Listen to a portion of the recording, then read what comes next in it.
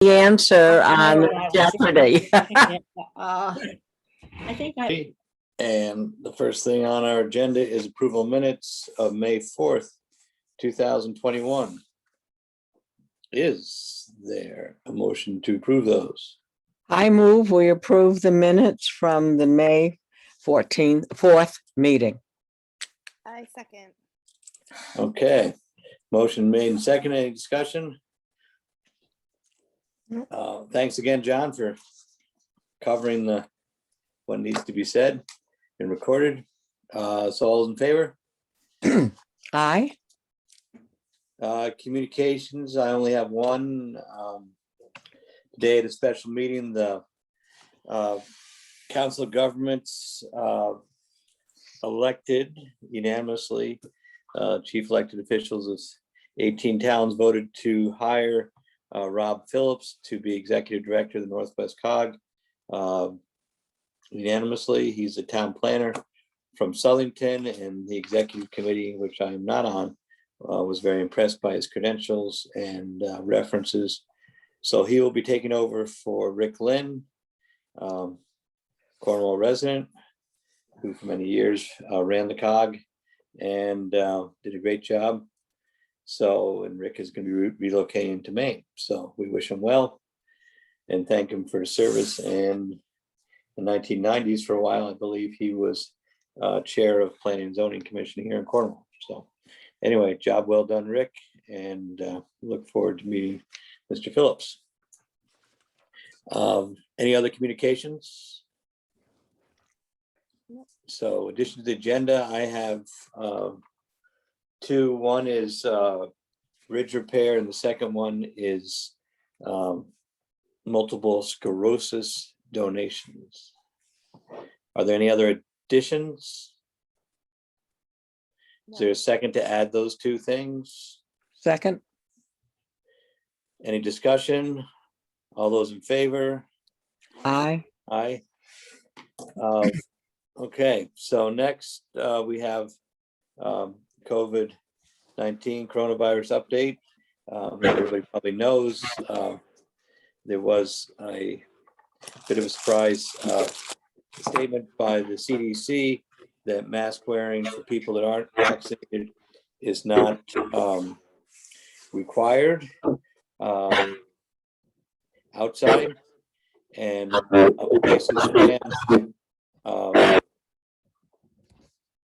places can set their own policies. So I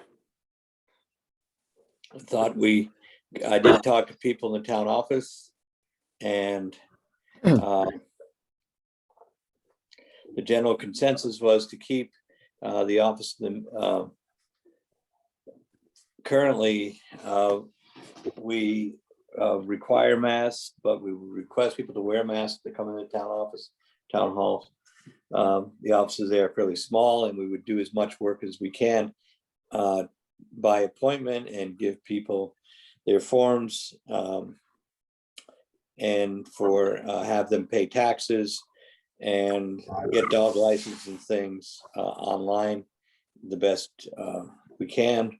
Same thing with beach passes, burn permits, to call ahead and do as much things remotely by telephone as we can. I see Ted has joined us from the transfer station, and we've talked about things, and he wants to keep the system of having 3 cars at a time in place for the next while, and also keep the swap shop closed probably until the fall. Again, we're not out of this yet, and there are substantial numbers of people that are not vaccinated, especially children. So we hope to be able to keep our operations going as much as possible. I think one thing also that we should consider is people go to the transfer station. I know there was a big jam up there this Sunday about 11 o'clock. If people can go sort of off peak hours, it works out better for everyone. And especially if they go during the day, during the weekdays, afternoons, or even early on Sundays, better than trying to crash the gates at the end of the day. Anything else from the transfer station perspective on that, Ted? You're muted there. Ted, you're muted. You got to unmute. Okay, how's that? Can you hear me now? Yes, we can. Yeah, if people, can get there early on Sunday, there's a lot of time. There's approximately 2 hours where people are trickling in, which is fine. I understand it's Sunday, but boy, that time from 10:30 to 11 o'clock, Sunday was just like it was back when the pandemic first started. I mean, we hadn't seen it that bad in quite a few weeks. Quite a few months actually. So, I'm hoping that's not a trend that continues. So, try to get there early, and if you can get there during the week, don't even bother coming on Sunday. That would be a big help, Will and I. And again, patience. We got to have patience. So I'll try to move them along as fast as I can. Okay, thank you. And again, yeah, try to avoid the gridlock when we can. So anyway, on the plus side of the pandemic, Connecticut and Cornwall both have vaccinated at this point about 70% of the people, which again is very good. It's right up there with the top 5 states in the country. And thanks to everybody in town who've done their part. Have been working with organizations to try to schedule events, which I think are very important, to try to get them going again, and especially most of these are outside events.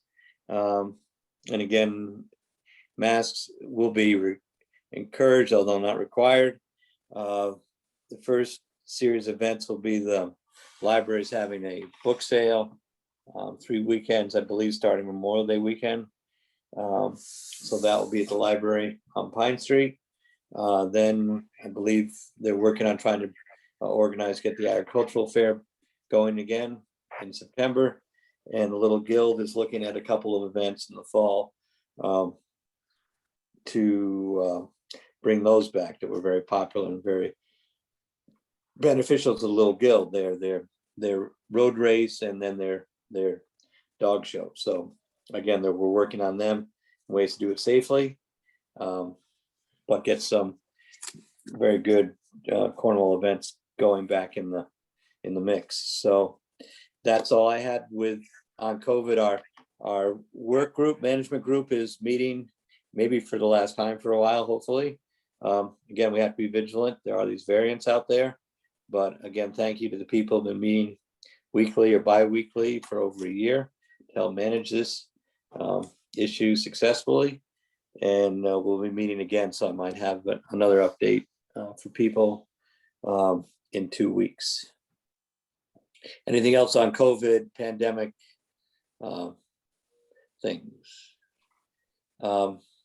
Again, so rolling into Memorial Day, we will not have our usual big parade and carnival, which again are our kid friendly events, and reminding people that there are still cases popping up in the school system of COVID, and that the young people, of course, are starting to get vaccinated, but the vaccine's only approved down to age 12. So hopefully next year at this time, we'll be able to do the full Memorial Day event. And what we are looking at now is having a truck parade on Memorial Day. Had some nice cooperation with the Memorial Day people. And we're going to start at North Cornwall Cemetery at 9:30, where they have their observance starts at 9 o'clock. And I think we'll assemble our truck convoy at the West Cornwall Firehouse before that. And then head to Cornwall Hollow and observe the new plaque that was installed there for Civil War veterans. Then head down to West Cornwall for 10 o'clock. The veterans wanted to do the Sailor Memorial, which requires closing the covered bridge and a wreath being thrown into the Housatonic in memory of all our departed sailors. And a quick little religious part of that too. So the bridge will be closed on Memorial Day at 10 o'clock for a brief period of time. Covered bridge in West Cornwall. Then we'll head from there down to Cornwall Bridge. And again, there are Revolutionary War veterans in the Cornwall Bridge Cemetery. So we will honor them as well as other people that are there. And then at 11 o'clock, we'll head back to be in Cornwall Village for a brief ceremony. I will give an address talking about some recent subjects and some Cornwall history. We will have the honor roll Citizen of the Year award given by the BFW and taps and honor roll for our departed veterans. So again, we will try to pay tribute to all our veterans in a meaningful way on Memorial Day in a way that's safe. And hopefully next year we'll be able to get back into a bigger setting. So again, Richard, if you would be around for that, if you could videotape it, I think it would be good to have at least people at home being able to share the experience the best we can. Bit of a road trip. It might be it may be the only time. Hopefully we have to do it this way. But again, we'll cover the corners of town and honor the veterans in our cemeteries. So that's what I had on Memorial Day. Anything else from the board on that? Hammond Beach, day like today, you can think about jumping in the lake easily, safely. We are going to open up Hammond Beach. We haven't talked, Marina, but what are your thoughts on that as far as time, setup? The last day of school, I believe, is the 17th of June. We try to open it up soon after that. Yeah, we'll open up like we usually do, which is after school. So I think Jonathan had emailed that the 18th is probably the target date. I don't foresee needing to do any of the physical setup that we did last year. I don't think that's necessary in terms of spacing the beach out. I'm open to thoughts, but I feel like it's outside. It's largely big enough for the crowds that we handle. Yeah. I don't have clarity yet on swim programs. The last I was in touch with a bunch of the swim program directors from the other towns, and it was largely left that there was no clear guidance on that, especially because children are not probably going to be vaccinated in terms of the children that really make up the swim program are largely under the age of 12. Yeah. And so it's a tough, I think people are trying to figure out how to do it safely, and I'm certainly exploring options. I will have probably more clarity on that in 2 weeks. Yeah, I don't think we have to do this whole grid system we had before, but it'd probably be good just to encourage family units to separate or stay separate in some ways, because especially if they have kids, and we're not asking people for vaccination papers or anything, but it's good because there is that vulnerability, and we want to really do what we can to do that. So yeah, so do we have anything in the Chronicle about that opening day? No, but I can email tonight and to get it in. Yeah, that'd be great. It's pretty standard. It's pretty standard, like every year. So hopefully they'll be able to put it on the calendar. And like I said, I'll hopefully have more clarity on like what, if anything, we can offer this summer. My concern last year was very much, you can't really wear masks and swim. So so we're still sort of at that point for the little guys and girls. So if there's other people in the region that have creative ideas, I'll certainly present them to you guys. Great. Yeah, so yeah, so we'll put, and the next thing is I think we should keep the rates at the same, which is $20 a family and $10 an individual. And I think, what is it, John, for out of town? Is it $200, something like that? If you're not a Cornwall resident, do we know what that fee is? I can't remember. We'll keep everything standard. Right, yeah, we'll just keep it what it was. Yeah. Right, Can't remember either because we didn't Right, do so- any out of towns last. No, but I think that's right, yeah. I think I like I said, I'll have all of this sort of straightened out. But I think we can open it up. You know, there's some people that live right across the border in Sharon that really want to use it, and it's not that many people. And it's largely adults that just like to go lap swimming. So I think that that's perfectly fine. Right. Okay, well, anyway, we look forward to that. Yes. And thanks again to Oh, Roxana Hammond for making that possible I have to the town years ago. 150 for a non-resident. Okay, Does that sound family? Does that sounds right. That sounds good. Yeah. Yeah, we'll just keep all the standard rates, John. okay?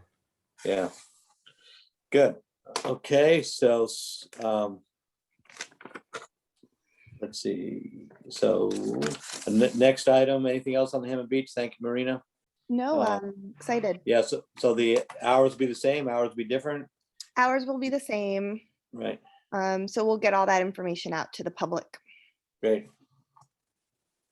Okay, so next thing was, I got a letter from the Housatonic Railroad saying they're gonna resume spraying in Cornwall. And we had quite a long session with them last year at this time and identified areas that were heavily settled, inhabited, and thought we had some sort of agreement that those areas wouldn't be sprayed. So I quickly wrote off a response to their attorney, which raised a number of concerns. First set of concerns was that the spray drift has been documented to go off the railroad right away into neighboring trees and kill them, and also quite a few dead trees that are very dead north of West Cornwall are in danger of falling in the tracks and perhaps River Road.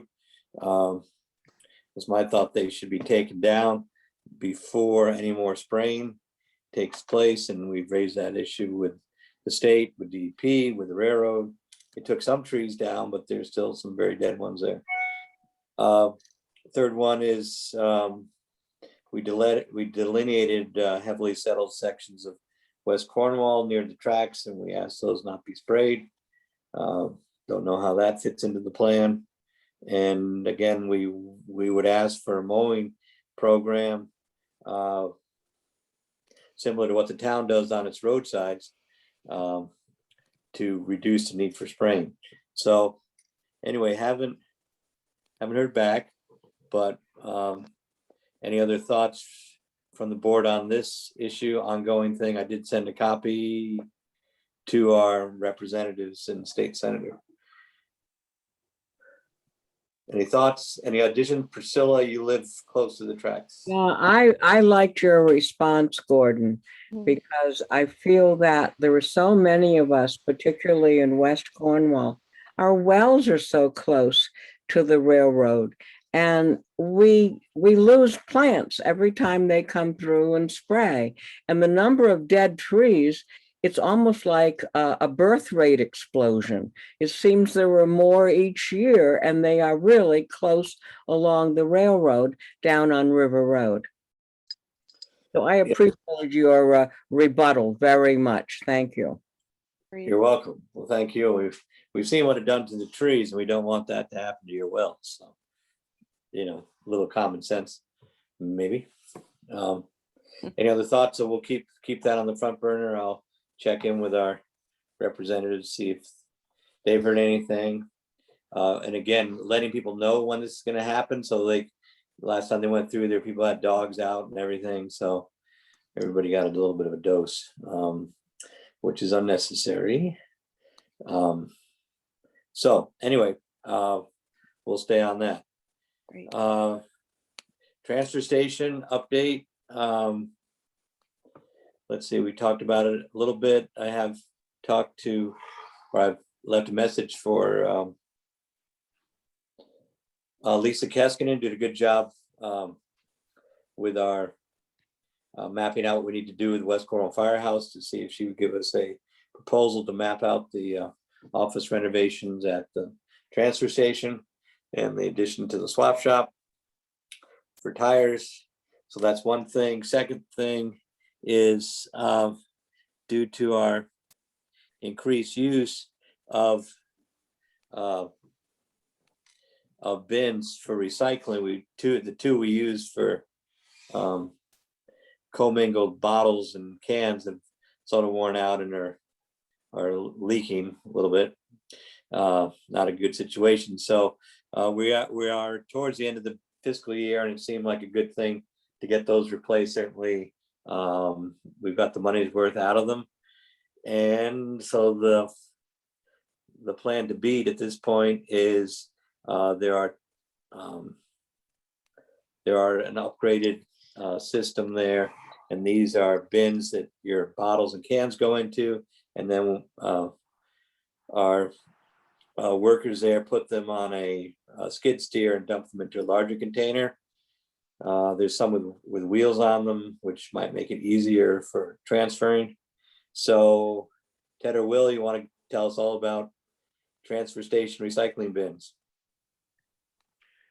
Go ahead, Will. You can if he's on. Will on? He's here. He's on the porch. Yes, I'm here. Yeah, the two bins we have, like they're probably 8 or 10 years old, and the welds are breaking. Every time we pick them up and transport them, broken glass falls out of the cracks in the bottom. So it just creates extra work and hazards for tires. And the two that we're looking at will probably last another 10 to plus years. They're very durable, a little bit more so than the ones we have now. Ted and I have researched quite a bit and looked at other options. And the ones that we sent to you, Gordon, are the ones that we would like to get if possible. Yeah. So we have. Yep. Anything else, Ted? Can I add to that? Sure. The other issue there, the bins that we have now, we have to raise them up so high so we can travel with them. They actually impede our site visibility. And with the amount of people that are there, the newer bins that we looked at, they're shorter and they're wider, so we don't have to raise them up and impede our site visibility when we're traveling with them, which I thought was an excellent idea, because it just makes it so much easier for us to be able to move them, especially if we have to dump them, which we have been just about every day that we're open when people are there. So I think it also works as a good safety issue too, if you will. So I think it's a great idea if we can do that. That's all. Okay, so we have $2,000 in the capital account for equipment, and as we have had a good year financially and operationally, if that's a word, that we have $30,000 in our contingency fund, which we have not had to tap into. So I did alert the Board of Finance at their last meeting that this is an area that I felt we should go for. And again, we like to use money in this year's budget that we've already taxed for, as opposed to putting it in next year's budget and raising taxes. If we already have the money for something in the contingency fund, I think we should use it this year. So I would make a motion then that we buy two of these recycling bins for approximately $3,200 a piece, and take whatever we need up to $6,400 out of contingency, whatever we can't cover with the equipment line that's already in our capital budget. So is there a second to do that? Second, Okay, any discussion? Any more expert testimony? Anyway, you guys have been working hard down there, and least we can do is get you some containers that don't leak. So I think it's a good idea. And again, Ted, you said it may take a while to get them, but let's get the if Yeah, we vote to they've do got this, one in. Yeah, I think they've got one in stock, and he wasn't sure when the next one would be available, but we can make do, with what we have. But I want to lock in on that price if we could do that. So right? whenever that second one becomes available, obviously be in contact with us. Yeah, nationwide steel shortage. Keep hearing about. So anyway, yeah. So anyway, I think it's a great idea. Any other thoughts on this topic? Sounds good. Yes, Priscilla. I would just like to add, I'm a regular dump goer, and I would like to thank both Will and Ted.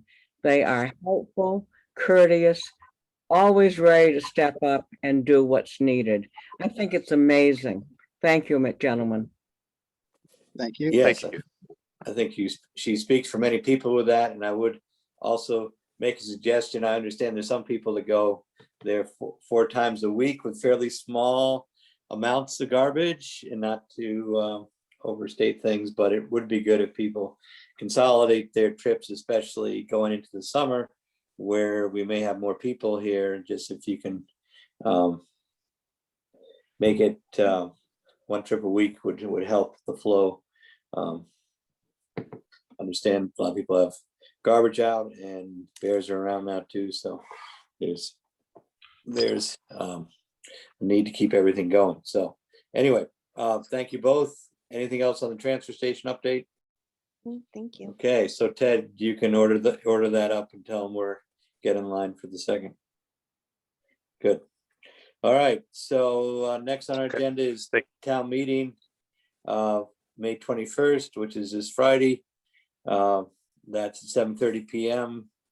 And John will send you the Zoom link for that, people that want to join that. It's basically one item on the call, adopting the budget for next year, which starts July 1st. So, and again, we had the budget hearing last month. And if anybody has questions about the budget, now's the time to come learn about it. I believe Barbara has it posted up on the town website, so it's available there.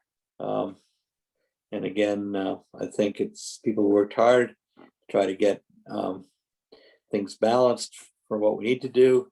And I think if everything goes well, we're able to keep the tax rate, the mill rate level for next year, which is again a priority, I think, for a lot of people. So anyway, so that's on Friday. Any comments about that? Then another event coming up, which I think will be interesting. We're scheduling a housing forum on the 24th of May, which is Monday night, 7 o'clock. We have about 10 speakers from Cornwall speaking on various parts of housing. And I think it will be good. The selectman will start the meeting with a welcome, so be prepared to say a couple minutes about your own perspective. I think we each have something different to contribute to the issue of housing. I was on a statewide call today about housing issues, affordable housing, providing housing, and a couple things stood out because there were some other people there from Litchfield County. One of our nearby towns, the average sale price for houses in that town, not Cornwall, but a nearby town, has gone up $350,000 in the last 5 years. That's just the increase. So that's more than a lot of people living in Cornwall or would like to live in Cornwall can afford for a house. And that's the rate of what we've seen for housing inflation. So that's part of the issue. On the other hand, the speakers there did say that Cornwall has done a lot in the housing area and had good things to say about some of our initiatives, some of our programs that we hope to expand on, starting with this housing forum. And our speakers, our goals are to, again, explain the state required housing plan, what we have to do. To also explain the town plan of conservation development, which has some changes in it proposed for planning and zoning regulations. So those proposals will be explained in the implementation process. Also, we want to support the efforts of the Cornwall Housing Corporation and hear from them, as well as people that have lived in some of the Cornwall Housing Corporation's properties and benefit from that. And finally, I've been talking to the National Iron Bank about setting up a program, a lower interest loan program for people qualified to purchase their first house. So they have something that's been successful up in Norfolk. So they would set something up here in Cornwall for the same thing. So I'll let them explain the program. So I did have a good conversation with Ron Goldstein down at the bank, who I said there might be a lot of interest in this program. He goes, yeah, but it'll be low interest. So a good little pun there from our local banker. So anyway, we look forward to that. And again, the Zooms are available from Jonathan if you want to listen to that. There will be some interesting speakers, and then we'll also be watching a video that was put together about housing issues and some success stories in northwestern Connecticut. So that's Monday, the 24th. Anything else on that? We'll probably do some sort of summary of what gets presented and put it in the Chronicle as an insert to follow up on, to keep interest up. So anyway, look forward to seeing you all there. And then next, highway union negotiations. We have, those are due every 3 years in our highway contract with the union, of which there are 3 members, expires July 1st. So we have a process for that. So I'll try to set up something remote with the union folks and their local representatives. But that will be ongoing until we get an agreement. We have good relationships with our local union, and I don't imagine there's going to be many much difficulty with that negotiation. Issues usually deal with pay raises and insurance and things. So I'll let the board know when those are happening. Those generally happen during the day. And what happens is the negotiation team, which I'm glad to be part of that, would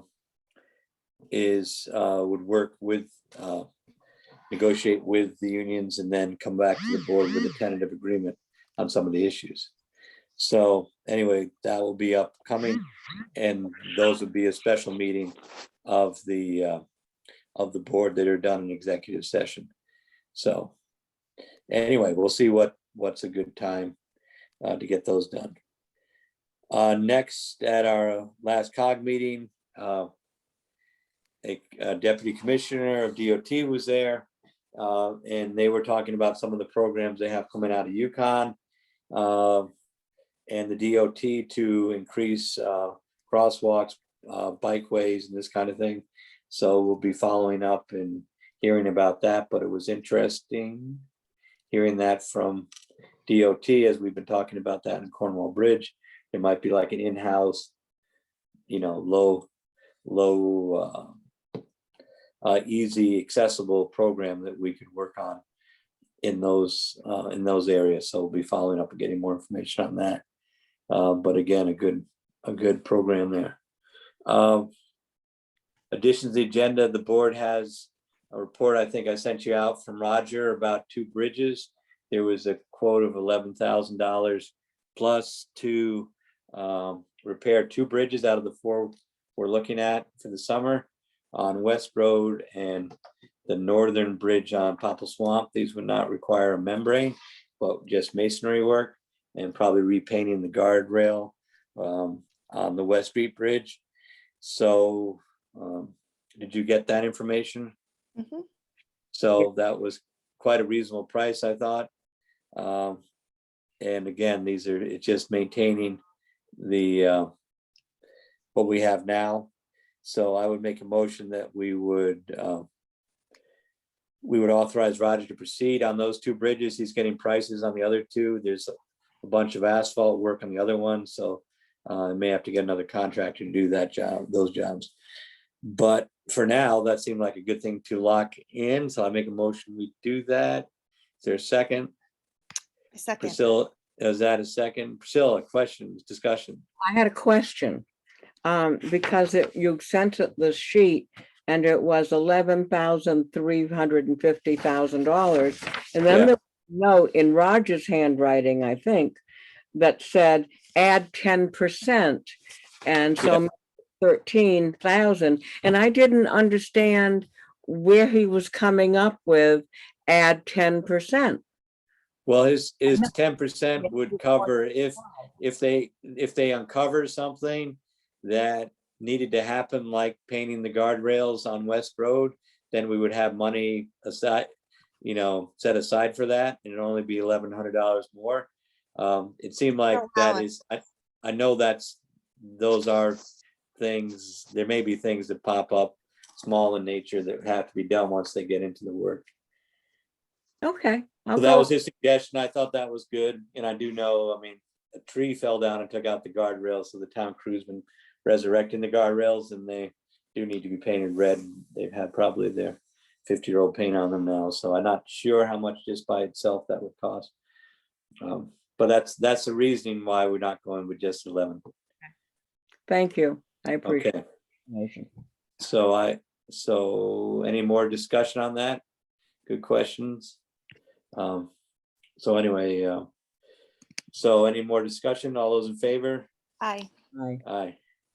So then finally, we have the other addition was, I think I sent you off request from Jennifer Keniston for $10,000 out of our bottle fund, which now has just over $1,000, but it gets replenished with every 5-cent deposit to do a donation for a multiple sclerosis fundraiser, which we've donated to in the past, and I think is a worthy cause.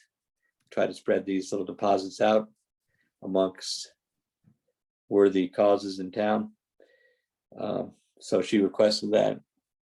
So I would make a motion, we grant that. Is there a second? Yeah, just to clarify, it wasn't 10,000, it was the 1,000. Oh, yes, good clarification. Yes, Yes, 1,000. I second. That's a lot of bottles. Yeah, no, we're going at 1,000. Okay, any other clarifications, comments? No, that's great. Wish them all well. Yeah, so all those in favor? Aye. Aye. So we're on to public comments. I see there are some public people here currently muted. If you wish to speak, which you're welcome to speak, just raise your hand and John will unmute you. Or yes, Susan is here. Hi. Hi. Hi, Susan at home. I'm down in Cornwall Bridge, right along the Housatonic and the railroad. I was just wondering about the railroad spraying, if Cornwall Bridge through the River Road and Popple Swamp section there with all the housing has been mentioned as well, and to in regards to the spraying and not spraying. Yeah, that's a good point. That was in our original letter to them, was to have also a no spray zone in Cornwall Bridge, sort of, yeah, where their house is really close to the river, or to the tracks. Yeah, so there is a spray zone there, and then once you get down a ways, the track is far away from from houses, so it seemed Right. like that wouldn't be too much to ask. Yes, so I will, when I hear back, I will push for that also. Thank you. Yes, we have kids going through the neighborhood all the time on bikes and such. Yeah, And it would be good to know when they are coming through. right, Thanks. yeah. Good, Thank well, you. you're welcome, thank you. Yeah, I'll follow up with our state people also to see if they can get any information out of the railroad, yeah. Any other public comments, questions? Okay, anyway, thank you all for attending, and we'll see you at the town meeting, the housing forum, or in 2 weeks. Thank you. Have a good night. All right, good night, everybody. Night. Take care. Yep, Well, bye-bye.